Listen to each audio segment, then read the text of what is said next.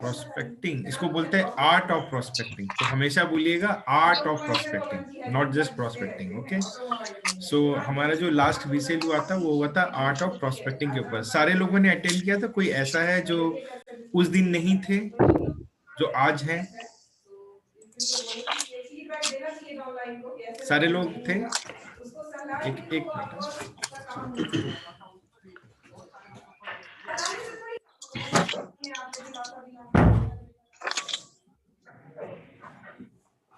Okay, अच्छा आप ये बताओ, आप लोग टायर्ड तो नहीं हो गए? आज सिस्टम भी अटेंड करना पड़ा, फिर आपने शायद लोकल पीओए में अपना भी कुछ एक्टिविटी किया होगा, फिर अभी सेशन है। How many of you are tired? एकदम थक चुके हैं? बताओ बताओ, कितने लोग टायर्ड हो? नहीं भैया, टायर्ड तो नहीं है। कोई भी टायर्ड नहीं है। अच्छा ऐसा है, कोई भी टायर्ड नहीं है? वेरी गुड, बहुत बढ़िया। कोई ऐसा काम ही नहीं हुआ है। आज तो एनर्जी मिला है सुबह, टायर्ड कैसे हो सकता? नहीं वही मैं पूछ रहा हूँ, चेक कर लूँ, क्योंकि हम लोग तो संडे को प्लान्स में बिजी रहते हैं, सुबह से उठते हैं ना, तो सिस्टम प्लान्स, हमारी बात अलग है। तो मैंने कहा कि 2-3 सेशन करके आप टायर्ड तो नहीं हो गए? ठीक है, तो चलो फिर, are you excited to continue the session on prospecting? तो लास्ट टाइम का आपको याद है कहाँ पे एंड हुआ था? So last time we ended on a story and which आज मुझे बहुत अच्छा लगा कि आज वीपी देव ने भी वही स्टोरी सुनाई, और मैं आपको इस स्टोरी के पीछे एक कहानी सुनाऊंगा। अब आप लोग सोच रहे होंगे शायद ये स्टोरी अपलाइन सुनाते होंगे तो ऐसा, पर ऐसा है नहीं। ये स्टोरी के पीछे कहानी क्या है कि ये स्टोरी मैं आपको दिखा सकता हूँ। ये स्टोरी राइट, ये मैंने कभी अपने अपलाइन के कहीं भी सुना नहीं था, बट जब मैंने 2 साल पहले ये एक स्टोरी देखी थी तो मेरे दिमाग में आइडिया आया था कि इसको मैं कोरिलेट कर सकता हूँ अपने बिजनेस से, और मैं इसको हमेशा ऑब्जेक्शंस में यूज किया करूंगा, मतलब ऐसा मुझे लगा। तो मैंने कई बार किया भी, मैंने आपको कहा भी था ना, मैं कई बार प्लान, ठीक है, हाँ बनवा लो, अभी बनाएगा। देखो रानू सब्जी बनवा रही है। Very good. तो मैंने ना ये जो स्टोरी है ये देखी थी और वीडियो देखा था, राइट, और मैंने तब मुझे ये लगा था कि इसको मैं मतलब कहीं पे तो बिजनेस में यूज कर सकता हूँ, and I started using it. और जब आज वीपी देव ने ये सुनाई तो मुझे बड़ा अच्छा लगा कि okay, so let me share this story.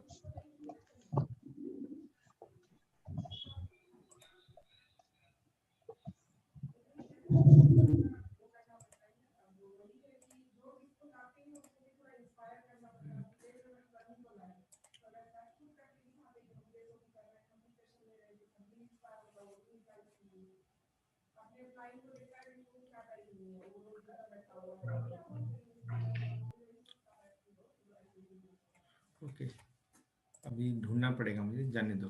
तो एनीवे, सो कभी और मैं आपको दिखाता हूँ ये वाला, ठीक है। तो coming to prospecting, right, art of prospecting. तो कोई मुझे बताएगा अभी तक आपको क्या समझ में आएगा? What is prospecting, why it is important, क्या हमने डिस्कस किया था? जस्ट एक रिकैप कर लेते हैं। व्हाट हमने क्या डिस्कस किया था प्रोस्पेक्टिंग में? यही था कि प्रोस्पेक्टिंग एक आर्ट है, हमें ये समझ में आना चाहिए कि इस एक इम्प्लीमेंटेशन कैसे होता है इसमें, कैसे हम प्रोस्पेक्टिंग कर सकते हैं। नहीं वो तो मोटा कॉलिंग की प्रोस्पेक्टिंग के लिए फिर एडिफिकेशन करना होता है, विजडम करना होता है। भैया मैं बोलूं? बोलो बोलो। प्रोस्पेक्टिंग वो होता है कि हमें राइट वे में एक राइट पर्सन को अप्रोच करना चाहिए, that is prospecting. Right way में राइट पर्सन को अप्रोच करना चाहिए। अप्रोच किस लिए करना चाहिए? किस लिए करना चाहिए अप्रोच?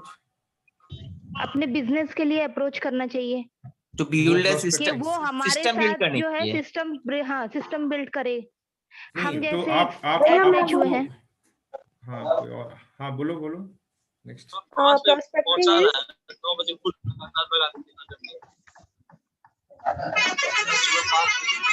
जरा श्रीकांत जरा देखोगे म्यूट व्यूट करना, तुम को होस्ट हो हाँ ना? हाँ भैया। राइट्स होगा, ठीक है, चेक कर। हाँ, कौन बोल रहा है? नाम लेके बताए, मुझे समझ में नहीं आ रहा कौन बात कर रहा है। भैया मैं बोल रही हूँ किरण। किरण, हाँ किरण। जो मैंने समझा था उस दिन, प्रोस्पेक्टिंग इज कि हमें हर एक पर्सन से एक आर्ट में बात करनी है और उसका नजरिया देखना है कि मतलब वो बिजनेस के लिए विलिंग है या मतलब वो क्या चाहता है लाइफ से, मतलब उसकी वो देखने हैं क्या क्या बोलते हैं उसका, एम्बिशंस। अगर वो मतलब कुछ इस तरीके का करना चाहता है, डेवलप करना चाहता है, तो वो आर्ट ऑफ प्रोस्पेक्टिंग इज हमें ईच एंड एवरी से बात करनी है जो भी हमारे कॉन्टेक्स्ट में है। बस सबसे बात करने का तरीका देखना है, क्या राइट वे है उस टाइम पे। ओके, हमें देखना है कि वो मैं हमारे बिजनेस मैं बताऊंगी। हाँ बताओ Ranu. It's like a fishing, ठीक है, और इट्स ए वेरी इंपॉर्टेंट। यहाँ पे मुझे लाइक माइंडेड पीपल चाहिए जो कि सिस्टम को बिल्ड कर पाए। Very good. तो प्रोस्पेक्टिंग में क्या हमने डिस्कस किया? कोई ये तो बताओ कि हमने डिस्कस किया why prospecting, what prospecting, How to prospect. How to prospecting, Tools of vertical prospect. हाँ, ये मैं सुनना चाह रहा था कि आप why, how and what. Right, why, what and how, ठीक है ना? तो हाउ प्रोस्पेक्टिंग पे क्यों हम लोग करना क्लास चाहिए? कर रहे थे। राइट, तो हम हाउ पे बात कर रहे थे, राइट?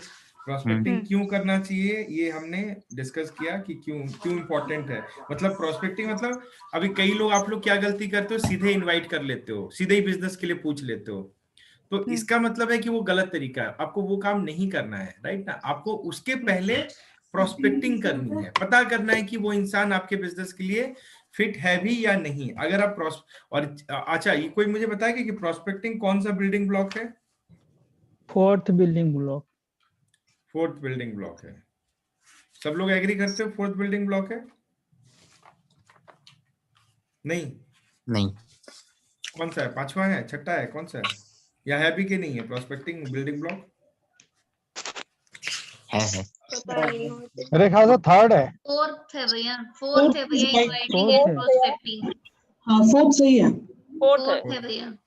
अच्छा, बिल्डिंग ब्लॉक आपको याद करना पड़ता है क्या? मतलब जब कोई पूछे तो सोचना पड़ता है, याद नहीं है ऐसे अपने आप से? थोड़ा जोर देना पड़ता है भैया, जोर देना पड़ता है। इसका मतलब है कि आप लोग अभी बिजनेस समझे नहीं हो, राइट? अगर आपको बिल्डिंग ब्लॉक याद करना पड़े ना तो बड़ी तकलीफ की बात है, क्योंकि बिल्डिंग ब्लॉक क्या है, कैसे बनाया गया, जरा कोई बताएगा मुझे? क्यों डिजाइन किया गया बिल्डिंग ब्लॉक? क्या इंपॉर्टेंस है बिल्डिंग ब्लॉक का? हमारे बिजनेस के पॉइंट ऑफ व्यू देखते हुए कि हमारे बिजनेस जिस वाई से स्टार्ट होता है, उस पॉइंट ऑफ व्यू देख के कि हम बिजनेस क्यों, इस बिजनेस में क्यों आए। मतलब सबसे हमारा जो फर्स्ट बिजनेस चीज है वो हमारा ड्रीम है, जो सबसे पहला 8 बेसिक बिल्डिंग ब्लॉक का सबसे पहला मेन पॉइंट है। राइट। उस ड्रीम के बाद हमारा हो जाता है कमिटमेंट, जो हम उस ड्रीम के हिसाब से हम कमिटेड कितना होते हैं, वो चीज है। एंड थर्ड फिर हो जाता है नेम लिस्ट। नहीं, वो क्या होता है मैं वो नहीं पूछ रहा, मैं ये पूछ रहा हूँ कि बिल्डिंग ब्लॉक का इंपॉर्टेंस क्या है, किस लॉजिक पे बनाया गया बिल्डिंग ब्लॉक? सबसे बनाया गया है, इट इज चलता ही है। लॉजिक ये सीक्वेंसिंग ऑफ द इवेंट्स क्या होना चाहिए, कैसे हमको बिजनेस बिल्ड करना है, क्या होना चाहिए, स्टेप्स क्या होने चाहिए, बिजनेस को कैसे बिल्ड करना है step by step. First step पे आपको क्या करना, सेकंड क्या, थर्ड क्या। First dream list, name list. नहीं, स्किल डेवलपमेंट ऑफ आप बिजनेस, ये बिजनेस की स्किल को डेवलपमेंट करने के लिए हमें दिया गया है। ये बिजनेस का मेथोडोलॉजी है। हाँ बोलो रानू। मतलब ये बिजनेस का मेथोडोलॉजी होता है ना। हाँ ओके, देखो क्या है ना, कोई भी बिल्डिंग ब्लॉक का मतलब बुनियाद है जिसके ऊपर आपकी इमारत बनती है ना? ईट बाय ईट, राइट? तो आप जो सिस्टम बनाने की हम बात कर रहे हैं ना, सिस्टम बनाने का सीक्वेंसिंग है, सीक्वेंस की स्टेप बाय स्टेप में। तो अब आपको बनाना है सिस्टम और आप बोलो कि मुझे याद नहीं है, तो ये तो प्रॉब्लम है ना। इसका मतलब आप रट रहे हो, समझे नहीं हो। क्योंकि जब इंसान समझ लेता है तो उसको याद करने की जरूरत ही नहीं पड़ती है। तो तमन्ना की तरह यहाँ रटना नहीं है, आपको समझना है कि क्यों दिया गया है। तो सबसे पहले जब आप कोई भी काम करते हो, और स्पेशली इस बिजनेस में, उसके लिए आपके पास आपका पर्पस होना चाहिए, आपका वाई होना चाहिए। पता है ना आपको? वेलकम में भी हम बोलते हैं। तो वो आपका Dream रीजन list. होता है, राइट ना? नहीं ड्रीम लिस्ट नहीं सर, हाँ मतलब ड्रीम्स, मतलब लिस्ट को छोड़ो, ड्रीम, राइट ना? ड्रीम्स मतलब हमारे पर्पस, हमारा रीजन। तो सबसे पहले आपने उसको रखा, इमारत बना, जो आप इमारत बनाने जा रहे हो, उस इमारत की नींव क्या है? आपके सपने। अगर उसको हटा देना ड्रीम्स को, तो फिर आप ये बिजनेस नहीं कर पाओगे, क्योंकि फिर आप लॉजिकल बन जाओगे, फिर आप मैकेनिकल बन जाओगे, और मैकेनिक्स देखा जाए तो ये बिजनेस वैसे भी नहीं चल सकता लॉजिक से। वरना कहाँ पे, जब अपने करियर में हम 15 साल 20 साल 30 साल में करोड़ रुपए नहीं कमा सकते, तो इस बिजनेस से कैसे कमा सकते हैं? तो लॉजिक तो यही कहता है ना। तो इसीलिए पहले ड्रीम्स होते हैं। अब ड्रीम्स है, अच्छी बात है, बड़े बड़े सपने हैं, हमको भी कुछ करना है। तो उसके बाद नेक्स्ट स्टेप क्या होता है? उन ड्रीम के लिए हमें कमिट होना पड़ेगा। खाली ड्रीम देखने से थोड़ी नहीं होगा, उसके लिए कमिटमेंट लाना पड़ता है, राइट ना? तो कमिटमेंट बहुत इंपॉर्टेंट होता है। कमिटमेंट के बगैर आप कुछ नहीं कर सकते, क्योंकि जब तक आप कमिटेड नहीं होगे तब तक हर चीज आपको भारी लगेगी। जैसे आज संडे को मन कर रहा होगा हम घूमने चले जाएं, थोड़ा सा रिलेटिव से मिलने, थोड़ा मंदिर हो आते हैं, थोड़ा ये कर लेते, तो ऐसे बहुत सारे काम कर सकते हैं। लेकिन उन सबको छोड़ के यहाँ पे बैठ के सेशन अटेंड करना क्या है? कमिटमेंट है। और कमिटेड क्यों है? क्योंकि हमारे सपने हैं, सपने हैं तभी कमिटमेंट है, राइट ना? तो dream and commitment inter related होता है। सपने बहुत है लेकिन नहीं, मैं तो थक गया हूं, तो थका हुआ इंसान सपने कैसे देख सकता है? समझ रहे हो बात को? तो या तो आपके पास सपने होंगे या तो आप थकते हो, दोनों में से। तभी मैंने आपसे कहा ना कि आप थक चुके हो क्या?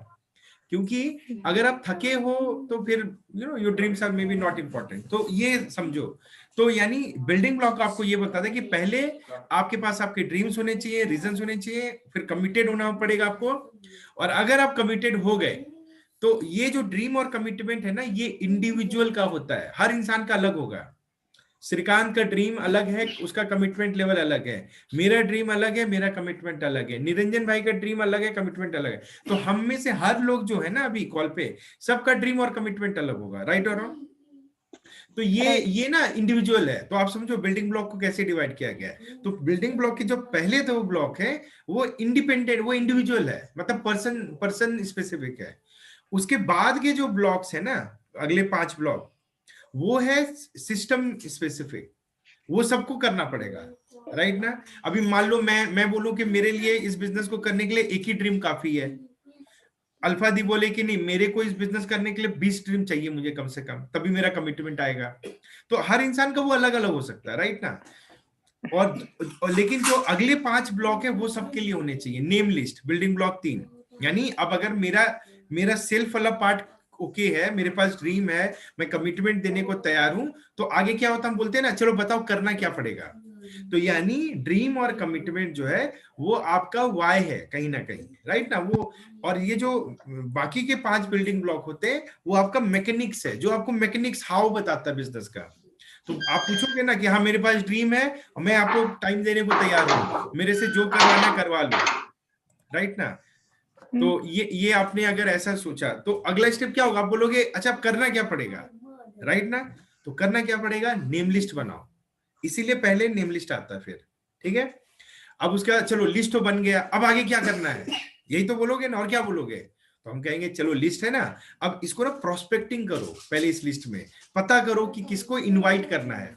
तो यहाँ पे अगला बिल्डिंग ब्लॉक क्या है? Building block number 4, art of prospecting and invitation. पहले प्रोस्पेक्टिंग फिर इन्विटेशन। समझ में आ रहा है? तो सीक्वेंस समझ में आ रहा है? पहले लिस्ट बनाया, फिर प्रोस्पेक्ट किया, फिर प्रोस्पेक्ट इनवाइट किया, राइट? अच्छा चलो इन्विटेशन हो गया, अब आगे क्या करना है? शो द प्लान, प्लान दिखाओ उनको। तो 5वां बिल्डिंग ब्लॉक आ जाता है, प्लान दिखाओ। यानी अब आपको महारत किसमें हासिल करनी है?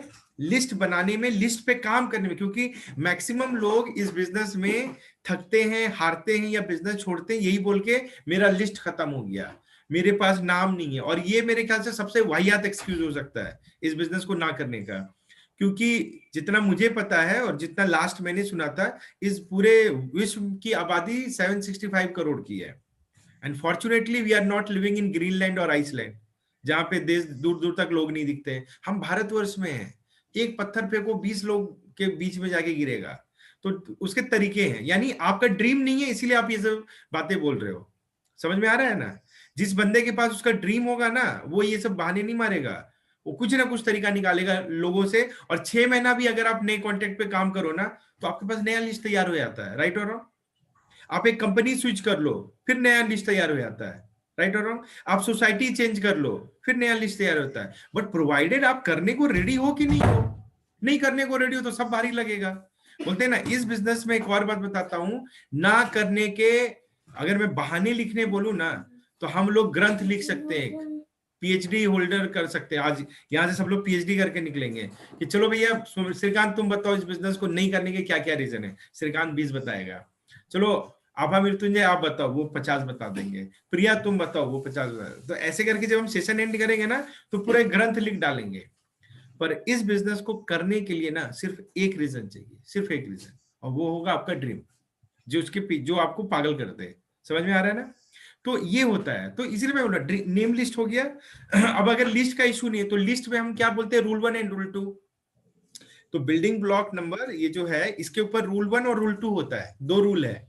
रूल 1 क्या कहता है, when you are starting the business have a name list of minimum 300। और रूल 2 क्या कहता है, इस लिस्ट के ऊपर बैठो मत, जैसे मुर्गी अंडा सेकती है ना, वैसे मत बैठो, राइट ना। इसको बढ़ाओ, हर दिन ऐड करो, नहीं तो स्ट्रगल करोगे बाद में। हर दिन आप बाहर निकलते हो, आपके पास मौका है 2-4 कॉन्टेक्ट लेके आने का। Keep working on it, keep working on it, right और रॉन्ग, ठीक है। तो उसको वो करते हैं। और उसके बाद उसमें क्या करते हैं, अब उसके बाद अगला स्टेप क्या है, लिस्ट पे अगर आप अच्छे से काम करना आता है, समझ अंडरस्टैंडिंग है, तो अगला स्टेप होता है prospecting. Become master at it, you know it's an art, understand it. तो ब्लाइंडली इन्विटेशन मत करो, ब्लाइंडली लोगों को बिजनेस ऑफर मत करो, वरना आप हमेशा स्ट्रगल करोगे बिजनेस में, हमेशा मुंह की खाओगे, हमेशा लोग आपको कुछ से कुछ सवाल करेंगे। जैसे आप बोलते हो ना कि अरे उसने पूछा, नाम पूछ लिया कंपनी का, उसने पूछा ये, वो इसलिए पूछ रहे क्योंकि you are offering them. Don't offer ना, फर्स्ट यू प्रोस्पेक्ट। जो भूखा इंसान होता है ना, वो कभी नहीं पूछता है कि खाने में पनीर है कि मुर्गा है, उसको बहुत भूख लगी है, जो दोगे खा लेगा। पर जिसको भूख पेट भरी हुई है ना, उसको आप खाना ऑफर करके देखना, 50 सवाल करेगा आपसे। पनीर है क्या इसमें, चटनी किधर है, डोसा दिया चटनी किधर है, इडली क्या खाली सांभर के साथ खाऊं, चटनी भी दो मुझे। ऐसा कौन बोलता है? ऐसा वो बोलता है जिसकी पेट भरी हुई है। साला जो भूखा होगा उसको इडली दोगे आपसे छीन लेगा, बोलेगा लाओ दो मैं खा लेता हूँ। 5 दिन अगर भूखे रहोगे ना, आप चटनी और सांभर नहीं ढूंढोगे।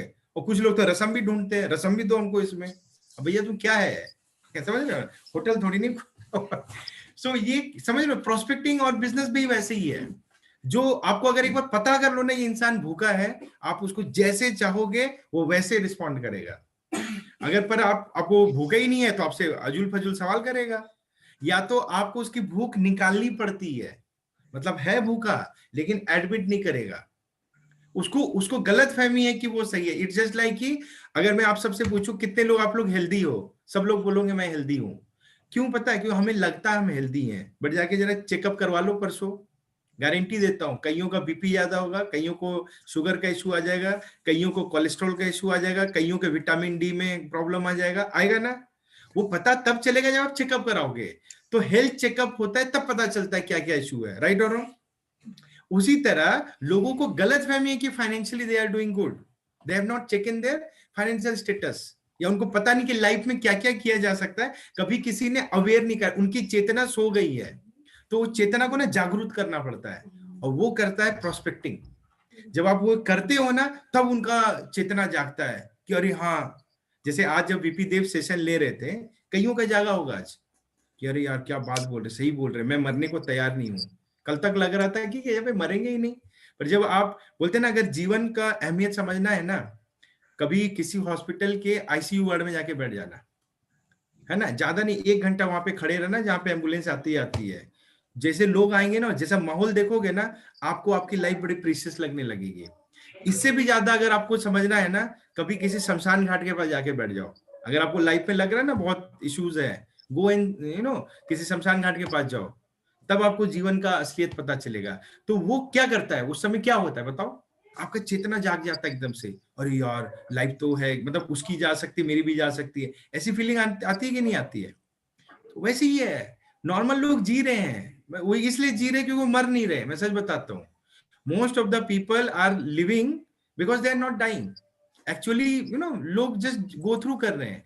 तो चेतना जागृत का मतलब होता है जो इंसान अवेयर होता है हर मोमेंट का, तो उसको रियलाइज होता है कि हाँ मुझे कुछ चाहिए। तो प्रोस्पेक्टिंग ये टूल है जो ये करता है, इसीलिए ये बहुत इंपॉर्टेंट है, और इसीलिए ये एक आर्ट है। और इसके थ्रू अगर आप इसमें मास्टरी हासिल कर लोगे ना, तो आप ना किसी को भी यू कर सकते हो, ट्रिगर कर सकते हो, किसी को भी एक्साइट कर सकते हो। और एक बार जब उसकी भूख जाग जाएगी ना, फिर आपको उसके पीछे नहीं भागना पड़ेगा, वो आपके पीछे भागेगा कि यार बताओ ना क्या है, बताओ ना क्या, क्योंकि आपने प्रॉब्लम तो दिखा दिया, सॉल्यूशन भी तो आपको ही दिखाना पड़ेगा ना, तो वो सॉल्यूशन भी आपसे ही मांगेगा। समझ में आ रहा है? तो इसीलिए ये बिल्डिंग ब्लॉक है। और अगर ये बिल्डिंग ब्लॉक आप नहीं समझोगे तो आप बिजनेस में स्ट्रगल करोगे। आप हमेशा बोलोगे अपने अपलाइन को, अरे मेरा कुछ हो नहीं रहा, अरे मैंने ये किया, अरे क्योंकि आपने ये सीक्वेंस ही फॉलो नहीं किया है। बिना नेम लिस्ट पे आप वर्क किए, रूल 1 रूल 2 प्रॉपर किए, आप दूसरे रूल में जंप करोगे तो 2-4 प्लान दिखाने के बाद आपको लगेगा आपका नेम लिस्ट खत्म हो गया। हुआ है लोगों के साथ, ऐसा लगता है ना? 2-3 प्लान खत्म हुए, लगता है नेम लिस्ट ही खत्म हो गया। क्यों? क्योंकि आपने काम ही नहीं किया पहले बिल्डिंग ब्लॉक पे। ठीक है, उसको ना खजाने की तरह लेके आते हैं नेम लिस्ट को, कि एक चला गया तो खत्म, ऐसे नहीं होता है, राइट? तो 4 बिल्डिंग ब्लॉक। फिर क्या? प्रोस्पेक्टिंग में अगर बंदा प्रोस्पेक्ट क्या होता है, देखो जो लिस्ट है ना, नेम लिस्ट, वो लिस्ट ऑफ प्रोस्पेक्ट नहीं है, वो लिस्ट ऑफ सस्पेक्ट है। सस्पेक्ट है, समझो, जो आप लिख रहे हो ना, और सस्पेक्ट तो कोई भी हो सकता है, किसी के चेहरे पे थोड़ी नहीं लिखा हुआ है कि ये बिजनेस करेगा कि नहीं करेगा।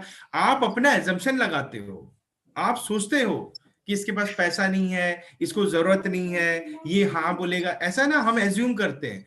और assumption is the biggest killer in network marketing, याद रखिएगा। कभी भी एज्यूम मत करना, ठीक है? कभी भी मत करना, चाहे कितना भी आपको लगे। आपका काम है, आपका अपना प्रोसेस फॉलो करो। उसके बाद अगर वो एजम्पशन सही हो जाए तो कोई दिक्कत नहीं है, राइट ना? बट कई बार नहीं भी होगा, मानते हो? अभी जैसे मान लो अभी 10 लोग हैं मेरे पास, मैंने एज्यूम किया कि 10 के 10 कोई नहीं करेगा business, let's say I assumed it, right? क्योंकि किसी के पास ये सब इश्यू था। बट उस 10 को जब मैंने ये फॉलो किया अपना प्रोसेस, प्रोस्पेक्टिंग का, इन्विटेशन का, तो आफ्टर 10 पीपल 9 लोग बिल्कुल वैसे निकले जो मैं सोच रहा था। बट एक आदमी ऐसा नहीं निकला, समझ रहे हो? एक आदमी ऐसा नहीं निकला, और वो एक आदमी साइन अप कर लेता है, और वो एक आदमी बन जाता है लेट से वीपी देव वाधवानी। समझ रहे हो? तो बताओ क्या होगा? तो मेरा सही होना 90%, मैं उसको प्राउड हूं कि अरे मैंने तो पहले ही बोला था ये नहीं करेगा, आप तो फालतू में मेरे को बोल रहे थे, मैंने तो बोला था ना आपको। तो आपका 90% सही होने से फर्क नहीं पड़ता है दोस्त। आप जो 10% गलत हो गए ना, वही इस बिजनेस को चेंज कर देगा। क्योंकि आप एक बार बताओ, जब किसी ने नेम लिस्ट लिखा होगा, आप एक बार सोचना, जस्ट थिंक ओवर इट। आपके नेम लिस्ट में देव वाधवानी नाम का एक शख्स है, ठीक है? कौन है वो बंदा डबल CFA है। वो बंदा कौन है? Double CFA। At the age of 20 he is a Harvard pass out. Now आप सोचो, वो हार्वर्ड पास आउट है, and the age of 25 he is owning his own hedge fund company. He is an investment banker managing funds for different people. ऐसा profile है, and he is already a US dollar millionaire. अब आपके contact में है, let's say आप उसका नाम लिखोगे, आप बताओ ईमानदारी से, आप सोचोगे कि मैं इसको क्यूनेट के बिजनेस बताऊंगा? क्या सोचोगे? क्या आएगा ख्याल आपके मन में? बताइए। नहीं, बहुत बड़ा प्रोफाइल है, बहुत सारे पैसे हैं इनके पास, तो ऑलरेडी कंपनी रन कर रहे हैं ये। तो आप तो लिखोगे ही नहीं, आप तो लिखोगे नहीं, बोलोगे यार ये बंदा को क्या मैं बिजनेस बताऊं, इसके लिए तो बिजनेस बहुत छोटा है, राइट? यही सोचोगे। जी हाँ। पता है, तो बिजनेस छोटा नहीं होता, हमारा सोच छोटा होता है। हम अपने बिजनेस को छोटा बना देते हैं। वरना अगर आप ये सोचो कि मेरा बिजनेस तो करोड़ों का है, तो आप किसी को भी ऑफर, आप ना मुकेश अंबानी को भी जाके समझा सकते हो कि सुनो सेठ, ऐसा है कि धंधा अपने पास चोखा, सुनोगे? तो वो गट्स होना चाहिए कि मुकेश अंबानी को भी बता दें हम। तो ये होता माइंडसेट, और कई लोग करते हैं ऐसा। तभी तो वीपी देव ने सचिन तेंदुलकर को बिजनेस बताया एक दिन उसके घर पे जाके, क्योंकि दोनों बचपन में एक साथ ही खेले थे, राइट? और उन्होंने बताओ, सचिन तेंदुलकर को क्यूनेट का बिजनेस बता रहे हैं, प्लान दिखा रहे हैं। आप करोगे कभी? आपके लिस्ट में सचिन तेंदुलकर, आप दिखाओगे प्लान? बताओ। लेकिन उन्होंने दिखाया। तो डिफरेंस समझो। मैं ये सब आपको क्यों बता रहा हूँ? क्योंकि I have spent some time with him, मैं उनके कॉल्स पे रहता हूँ, तो बहुत कुछ अंदर की बात सुनी है। उनके नेम लिस्ट में अभी IPL चल रहा था ना दुबई में, तो उन्होंने कॉल पे बोला कि I want you to meet someone, तो उधर से डैनी मॉरिसन और स्कॉट स्टैरिस दोनों आ गए स्क्रीन पे। बोला ये दो मेरे नेम लिस्ट में है, but this buggers are not signing up, right. अब बताओ ऐसे लोग हैं, समझ रहे हो। उनके नेम लिस्ट में पायलट्स बहुत सारे, एक बार बता रहे थे वो पायलट है, वो अभी उसका जॉब चला गया, उसको मैं साइन अप कराऊंगा। तो समझो बात को, तो हम ना एज्यूम करते हैं चीजों को, राइट। ये सबसे बड़ा मिस्टेक है इस बिजनेस का, सबसे बड़ा एज्यूम करता है। आज मैं बताता हूँ, फॉर एग्जाम्पल मैं अपनी बात कर लूं, तो जिसने मुझे साइन अप किया, राइट, हरिओम ने, हरिओम और मेरे प्रोफाइल में बहुत डिफरेंस था। जब मैं 2010 में नोकिया में मैं काम करता था, I was decent then also, salary भी ठीक थी, और हरिओम एक कॉन्ट्रैक्ट एम्प्लॉय था। मेरे ख्याल से उस समय उसकी सैलरी 15,000 से ज्यादा नहीं रही होगी, और मेरी तब भी 2010 में भी 60-70 थी मेरी सैलरी। और हमारे ऑब्वियसली हम लोग उसको बोलते थे, अबे क्या कर रहा है तू, चल जा उधर काम कर, ऐसा, मतलब समझ रहे हो ना, इस तरह का रोल होता था। बट क्या था कि ही वाज, मतलब अच्छा, जब हम लोग लंच वगैरह करते थे तो वो ऑर्गेनाइज करता था, हम क्रिकेट खेलते थे तो वो मैनेज किया करता था, तो इस तरह से हमारा रिलेशनशिप बना, राइट। अब देखो, अब वो हो गया, उसके बाद वो चला गया अपना एरिक्सन कंपनी में, मैं अपना नोकिया में था, ठीक है। एक बार उसने मुझे कॉल किया, मुझे याद है, मैं आपको प्रोस्पेक्टिंग सिखा रहा हूँ, राइट, प्रोस्पेक्टिंग, अंडरस्टैंड। तो 8 बेसिक बिल्डिंग ब्लॉक में 4th building block is prospecting, invitation, उसके बाद शो द प्लान, प्लान दिखाने के बाद क्या करेंगे अपन, क्लोजिंग करेंगे, राइट है। तो वहां पे क्या आता है, फॉलो थ्रू, राइट ना, फॉलो थ्रू होता है, और फॉलो थ्रू के बाद क्या होता है, कॉन्सेल विद अपलाइन, और फिर होता है डुप्लीकेशन।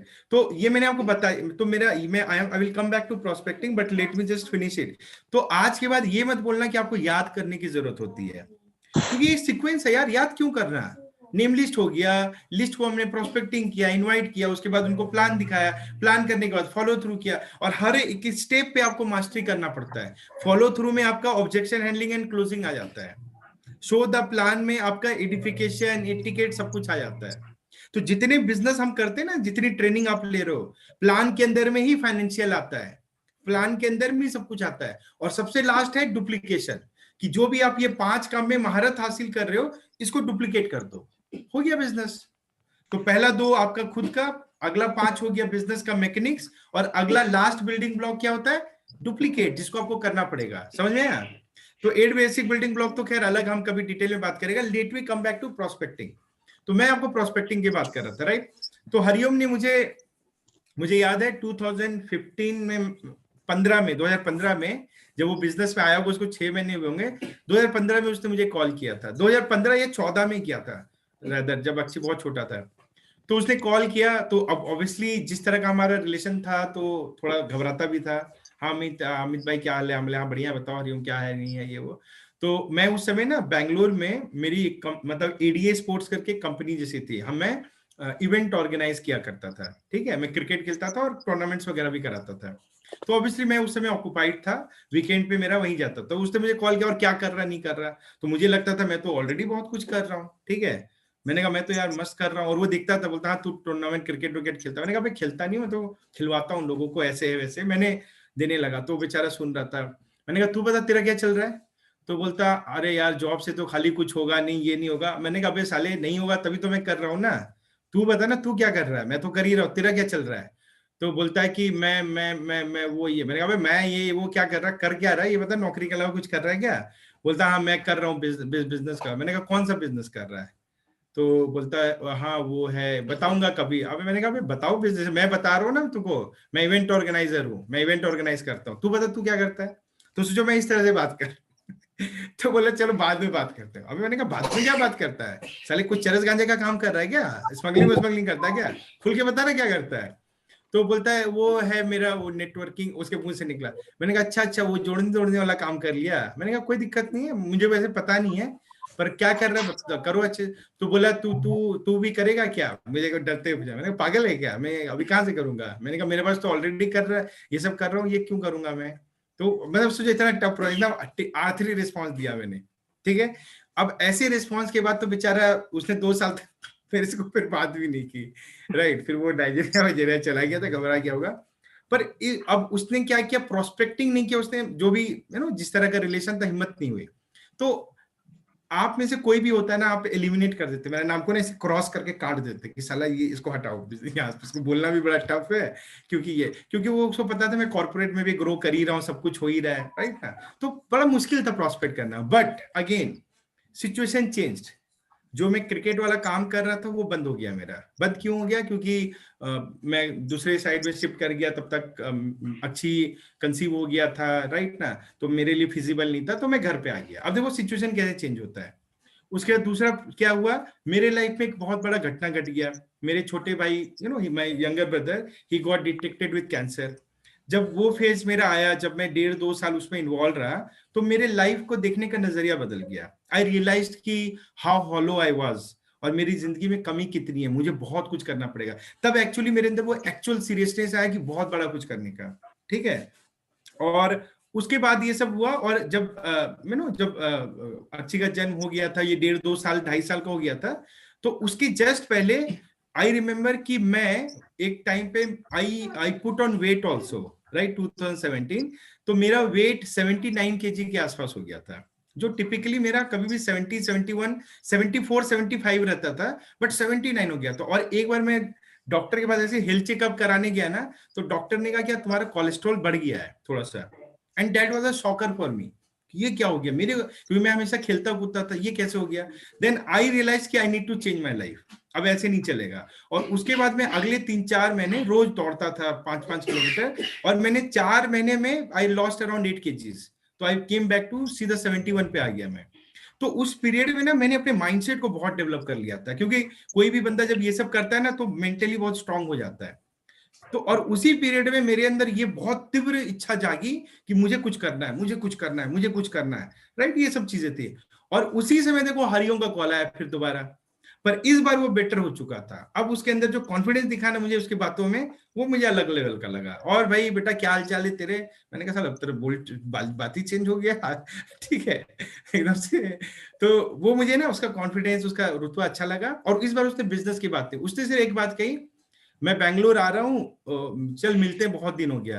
मैंने कहा हाँ यार मिलते हैं। तो मैं उस समय वायनाड वगैरह कहीं घूमने जा रहा था, मैंने कहा अभी तो मैं उधर हूँ, आता हूँ फिर मिलूंगा। तो उसने कहा चल ठीक है अगली बार मिलेंगे। मैंने कहा ओके। तो उसे कोई बिजनेस की बात नहीं की, राइट। फिर जब दोबारा वो फिर आया, तो उसने फिर कॉल किया कि मैं आ रहा हूँ तो मिले इस बार।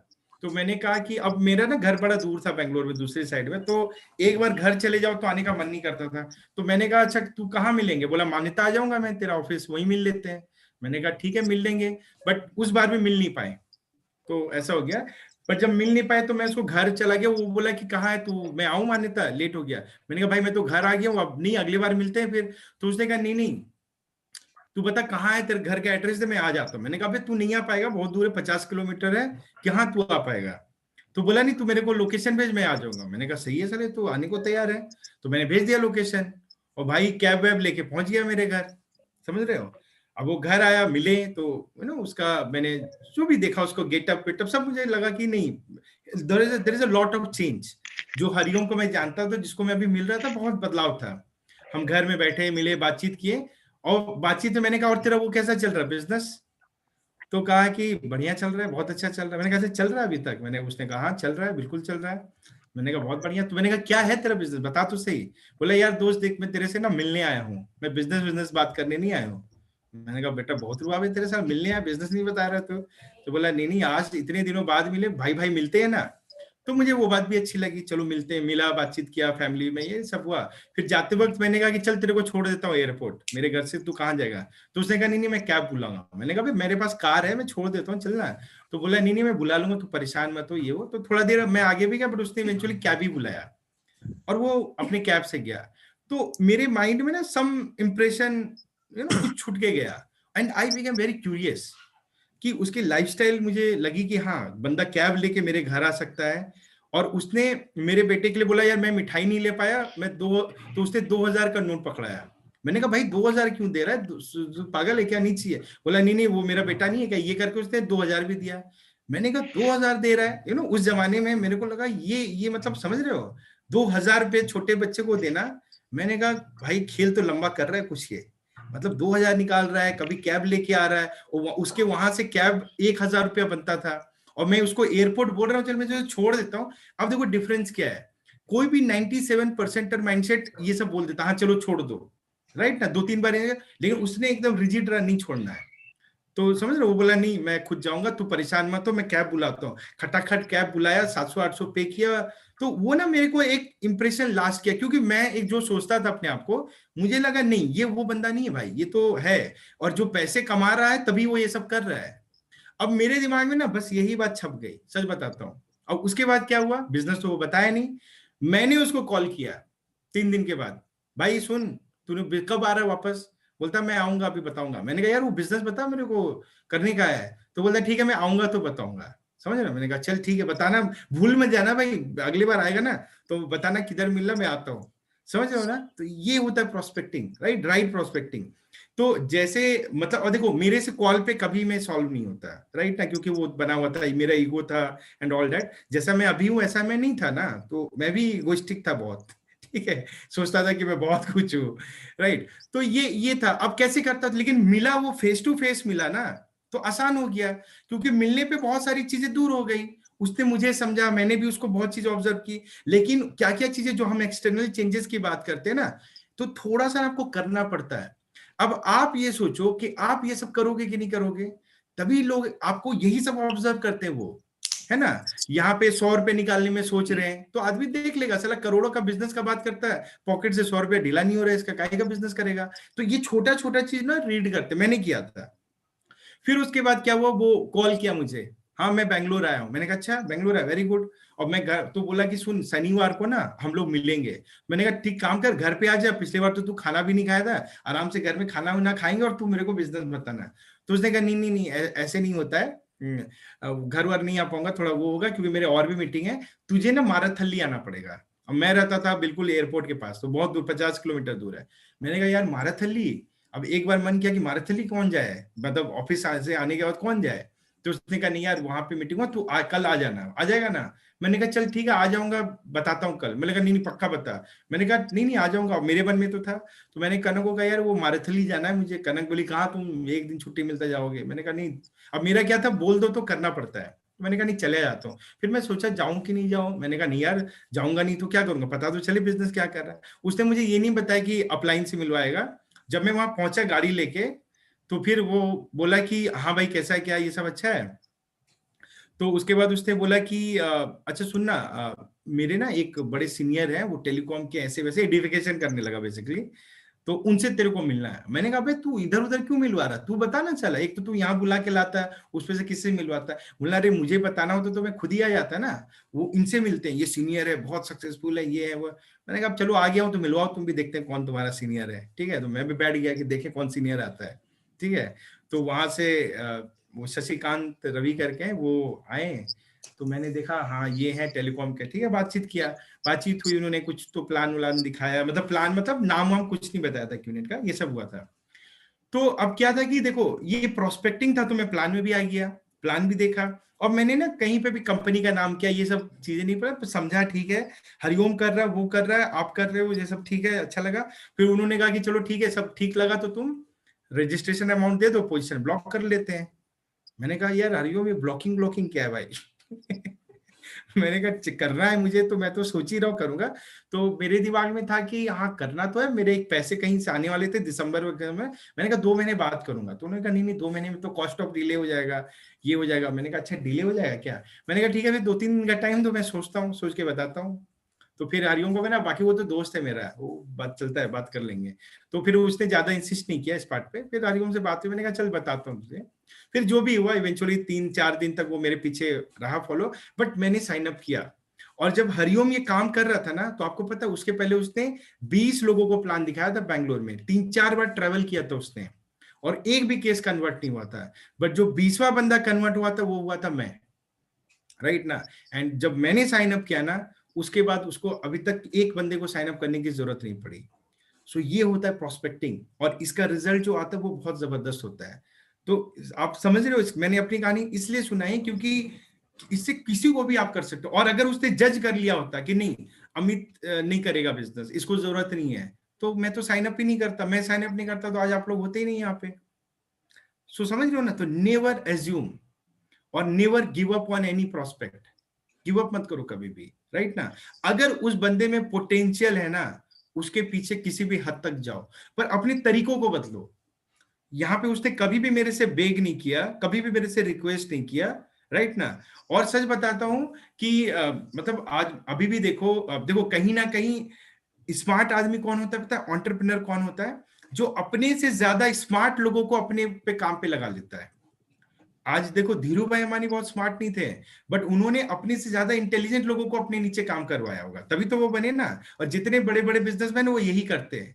नौकरी वाले लोगों का गलतफहमी क्या होता है ना, वो अपने आप को सबसे ज्यादा स्मार्ट समझते हैं और इसी चक्कर में जिंदगी भर वहीं घिसते रह जाते हैं। तो अभी जैसे हरिओम के कंटेक्स्ट में अगर आप सोचो तो वो स्मार्ट इसलिए है क्योंकि वो उसने अपने से ज्यादा स्मार्ट बंदे को अपने नीचे लगवा लिया, और मैं कर रहा हूं काम, बेबी उसको मिल रहा है आराम से, तो है ना वो स्मार्ट, राइट ना। तो entrepreneur is someone who makes more smarter people work for them, कि चल बेटा तू स्मार्ट है, बन जा, अभी रुक, तेरे को साइन अप कराता हूँ, फिर तेरे को नीचे लगवाता हूँ। तो वो स्मार्टनेस होनी चाहिए, क्योंकि क्योंकि जब स्मार्ट लोग काम करते हैं ना, फिर तो VP Dev was also like that, VP Sachin is also like that, right और रॉन्ग। तो किसी ने जो, तो वीपी देव का नाम अगर कोई लिख सकता है अपने नेम लिस्ट में, उनको भी प्रोस्पेक्टिंग कर सकता है, उनको भी प्लान दिखा सकता है, तो मुझे बताओ आपके प्रोफाइल में ऐसा कौन सा तोप चीज बैठा हुआ जो आप उनको इन्वाइट नहीं करना चाहते हो, या आपको डर लगता है? सोचो जरा। तो मतलब इससे क्या निकलता है कि कोई इंसान इतना बड़ा नहीं है जो क्यूनेट का बिजनेस जिसको ऑफर ना किया जाए, चाहे वो आपके कंपनी का सीईओ ही क्यों ना हो, क्योंकि है तो वो पर्सन सेंट्रिक ना यार, सिस्टम थोड़ी नहीं उसके पास। समझ रहे हो मेरी बात? और ये बिजनेस सिस्टम बिल्ड करता है। तो ये चीज पता है प्रॉब्लम क्या होता है, नए स्पेशली जब हम नए होते हैं, हम अब बिजनेस को बहुत छोटा समझते हैं और लोगों को बहुत बड़ा समझ लेते हैं। वो तो इंडिया हेड है, वो तो ग्लोबल हेड है, काहे का हेड? जब प्लान दिखाओगे ना तो 2-3 लाख रुपए के लिए उनकी ऐसी हो जाएगी, डील हो जाएगी, तब समझ में आएगा आपको कितना बड़ा हेड है वो, तब आपको लगेगा हम ही ठीक है साला, इससे तो अच्छे हैं। क्योंकि पता है इंसान बैंक अकाउंट में कितने पैसे उससे बड़ा नहीं होता है, वो पैसे को कैसे लेता उससे बड़ा होता है। समझ रहे हो मेरी बात? वरना धन्ना सेठ सब होते हैं अकाउंट में तो 1000 करोड़ है, लेकिन फटा हुआ गंजी पहन के घूमेगा, फटा हुआ बनियान पहन के घूमेगा, काहे का? फिर तो माइंडसेट नहीं होता ना पैसे वाला। समझ में आ रहा है? तो प्रोस्पेक्टिंग यही चीज है दोस्त। प्रोस्पेक्टिंग में आपको ना बिल्कुल बोलते हैं ना एकदम फिशिंग मैंने बताया था ना, वैसा है। तो आपको बिजनेस नहीं बताना डायरेक्टली, चाहे कोई भी हो, आपको अपने बिजनेस को इतना वो बना के रखना है ना, थोड़ा थोड़ा करके, जब बंदा, और क्लोजिंग यहीं से शुरू हो जाती है। यानी कहीं ना कहीं इंसान मेंटली देखो, और कौन होगा, जैसे मैं भूखा था, आई वॉज हंग्री, तो मुझे कोई फर्क नहीं पड़ रहा था कि खाना देने वाला कौन है और खाने में क्या दे रहा है, मैंने नाम नहीं पूछा।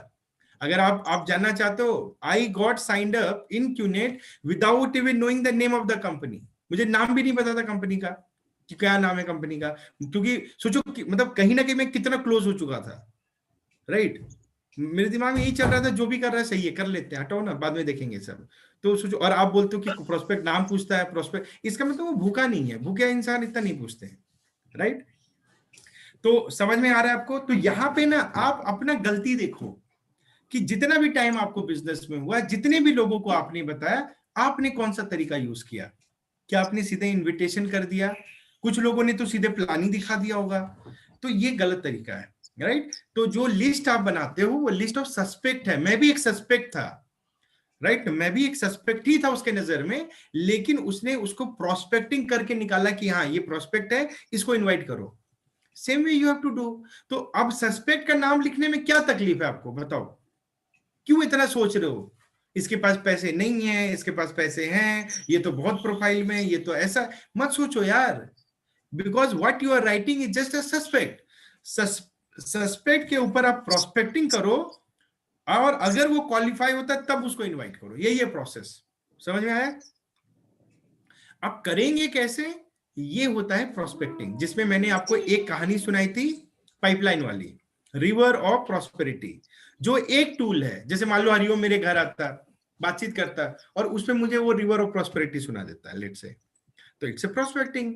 फिर मैं बोलता हाँ यार सही है हरिओम, ऐसा हो सकता क्या, ऐसा कर सकते हैं क्या? बोले हाँ बिल्कुल, मैं वही कर रहा हूँ यार, सही है, बता मेरे को। तो ये तरीका होता है कि बगैर बिजनेस बताए ना, आप ये बता दो सीधा, ठीक है। कहानी उसे पता तो करो कि वो एग्री करता भी कि नहीं कंसेप्ट पे, अगर करता है तो आगे बढ़ो एक कदम, ठीक है। अच्छा, दूसरा मैंने आपको वो कहानी बताई थी, वही वाला मैन इन द डेजर्ट वाला, जो कहाँ पे यूज करना है आपको समझ में आ गया, राइट ना। वो हम यूज करेंगे जब कोई इंसान ऑब्जेक्शन देता है पैसे वैसे का, राइट ना, तब हम बोलते हैं कि पैसा 2-3-4 लाख बचा के क्या कर लोगे तुम, राइट ना, एक बार डाल के देखो। जैसे मैंने अगर वो पैसे बचा ही लिए होते तो कौन सा मेरा हो जाता, कुछ नहीं होता, बट चूंकि इस बिजनेस में लगा दिया तो लाइफ चेंज हो गई। तो वैसे सबकी हो सकती है, ठीक है। Okay, now I will tell you other tools, right. तो इसके बाद जो अगला टूल है वो है ESBI। ESBI, you know what is ESBI?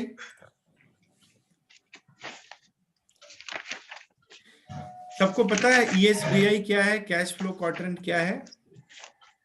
Employ नहीं, उसका था ना एक self employ, investment, small business, employ, small businessman, एक businessman, business owner and investor. Very good. ये कहाँ पे पढ़ा आपने? Business school. बिजनेस स्कूल में पढ़ा, ठीक है। अब देखो डिफरेंस क्या है, आपने पढ़ा, क्या आप इसको अप्लाई कर सकते हो?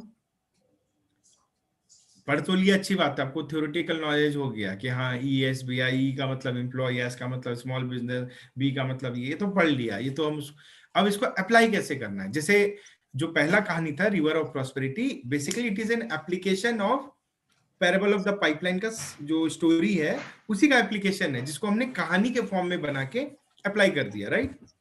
ESBI को कैसे कर सकते हैं, प्रोस्पेक्टिंग में कैसे ला सकते हैं? How can we use ESBI while prospecting? बताओ, कैन वी डू दैट? क्या हम ऐसा कर सकते हैं? पहली बात ये बताओ, और अगर कर सकते हैं तो कैसे कर सकते हैं? तो मान लो लेट से निरंजन भाई आपको फॉर एग्जांपल, ठीक है, मान लो हम लोग ऑफिस कर, पिछले बार भी आप ही थे क्या कहानी वाले में, पैराबल ऑफ पाइपलाइन में? आप ही मेरे प्रोस्पेक्ट थे। आई थिंक निरंजन भाई को मैंने प्रोस्पेक्ट बनाया था कि वही है मेरे नोकिया कलीग। तो मान लो निरंजन भाई और हम लोग ऑफिस में हैं, बैठे हुए हैं, ठीक है, बातचीत चल रही है। कभी किसी दिन देखा कि बॉस के केबिन से निकले हैं, थोड़ा मुंह लटका हुआ है, तो मौके के तलाश में रहता है नेटवर्कर वो शख्स होता है जिसके सर पे एक वर्चुअल एंटीना होता है और वो हमेशा रेडिएट करता रहता है सिग्नल, ठीक है ना। और जैसे माहौल देखता है, समा देखता है, वहां से अपना मौका के तलाश में निकल जाता है। अभी मैं देख रहा हूँ कि उनको अच्छी हाइक मिली हुई है, 15%, 30%, 20% मिला हुआ है, बोनस मिला अच्छा, और वहां पे जाके मैं बोलूं कि आप पैराबल ऑफ द पाइपलाइन सुनाते हैं, तो मेरा कहानी में इंटरेस्टिंग नहीं लगेगा। वो उसको तो अपने नौकरी पाइप दिख रहा है, उसको नौकरी में वो सिस्टम बन रहा है, वो माहौल सही नहीं है। तो ये भी समझने वाली बात है, प्रोस्पेक्टिंग करो, कब कर रहे हो ये बहुत इंपॉर्टेंस है। जैसे अक्सर मैंने देखा है कॉलेज में क्या होता था ना, लड़के लड़कियों का जो होता था ना, बॉयफ्रेंड गर्लफ्रेंड बनता था, मैंने देखा था कुछ लड़के ना मौके की तलाश में रहते थे। वो लड़की को देखते थे, जब दुखी सी पड़ी थी ना, कहीं रोती हुई आएगी, तब से टप जाके बैठ जाएंगे, हाथ पकड़ लेंगे, क्या हुआ, मैं हूं ना तुम्हारे पास। तो मैं समझ रहा था ये प्रोस्पेक्टिंग सही कर रहा है बंदा। और वैसे लोगों के 2-4 गर्लफ्रेंड होते थे, ठीक है। कुछ लोग गलत टाइम पे प्रोस्पेक्टिंग करते हैं ठीक है। तो प्रोस्पेक्टिंग कर रहे हो, लेकिन समय भी देखना पड़ता है कि कर कब रहे हैं, राइट। तो उसी तरह यहाँ पे भी आप माहौल देखो, कब हो रहा है, कैसा है, क्या बातचीत चल रही है। तो जब बंदा दुखी दुखी लग रहा है तब बोलेंगे क्या हुआ, कितनी हाइक, क्या हाइक का क्या सीन है, कैसा मिल रहा है। और सबसे अच्छा टाइम होता था प्रोस्पेक्टिंग का ऑफिस में, जब ये हाइक वाइक का सीन आता है, जब कंपनी का रिजल्ट अनाउंस होता है। और अक्सर आप गौर करना, लास्ट क्वार्टर खराब ही होता है कंपनी का, साला 3 क्वार्टर बड़ा अच्छा रहेगा, जब बोनस और ये अप्रेजल की बात आती तब उनका क्वार्टर खराब हो जाता है। पता नहीं, मुझे आज तक समझ में नहीं आया आप लोग का क्या सीन है, मालूम नहीं, पर ऐसा होता है, ठीक है ना। होता है ना, लास्ट क्वार्टर ही खराब हो जाता है। अरे भाई ये क्या बात हुई, जब अप्रेजल देने के बाद तो क्वार्टर ही खराब कर दिया तुम। और उस समय ना बॉस भी जो होता है ना, मतलब बड़ा माहौल अलग सा होता है। तो मैं ना पिछले 3 साल से ऐसे मौके की तलाश में रहता हूँ। मैं मनाता हूँ कि कंपनी का क्वार्टर, मैं वैसा एम्प्लॉय हूँ, सच बताता हूँ, मैं हर साल मनाता हूँ कि रिजल्ट खराब है नोकिया का, कि साला खराब आए तो ये मुंह लटका के घूमेंगे, मैं 5-4 प्रोस्पेक्ट पकड़ूंगा। अच्छा आ जाता है तो मेरे को टेंशन हो जाती कि यार अब क्या करूं मैं, सब तो बड़े खुश लग रहे हैं, किसको बताओ तो ये no, this is advantage of doing network marketing, right. तो अब ना, तो अब उसमें क्या होता है, माहौल है। अब मान लो रिजल्ट अच्छा नहीं आया, उनको मैनेजर ने 1-to-1 के लिए बुलाया और उनके मन लायक बात हुई नहीं, तो बंदा दुखी है। तो मैं उस समय उनको कोने में लेके जाऊंगा, चलो अब चाय पीने चलते हैं समझ गया। तो हम चले गए चाय पीने के लिए, चाय वाय पिए, बोलेंगे और नितिन भाई कैसा रहा, क्या रहा, हाइक वाइक मस्त मिला है, लगता है एकदम खुश लग रहे हो। तो और ऐसा मतलब ऐसा बात बोल दिया कि और जले पे नमक छिड़क दिया। अरे क्या बकवास करो, क्या खुश लग रहा हूँ मैं, साला पूरा साल का मेहनत किया मैंने, ये किया वो किया फलाना किया ढिगाना किया। हाँ हाँ हाँ हाँ सुन लिया, ठीक है। हाँ यार आपसे ज्यादा मेहनत तो मैंने करते देखा ही नहीं किसी को।